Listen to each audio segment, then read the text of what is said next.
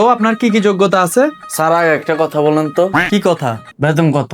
এটা তো আপনার যোগ্যতার উপর নির্ভর করে। তাহলে আমার যোগ্যতা 1,00,000 টাকা। আর আপনার অভিজ্ঞতা?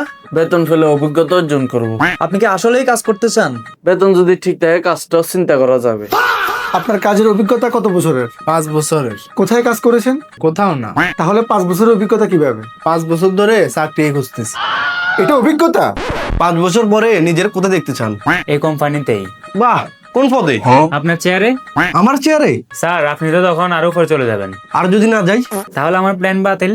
আচ্ছা, আমরা আপনাকে কেন চাকরিটা দেব? স্যার আমিও সেটাই ভাবতেছি। মানে কি? আমার কোনো অভিজ্ঞতাও নাই, স্কিলও নেই। তাহলে এখানে আসছেন কেন? শুনলাম আপনাদের লোক লাগবে। আর যদি আপনাকে না নেই, তাহলে আবার আসবো।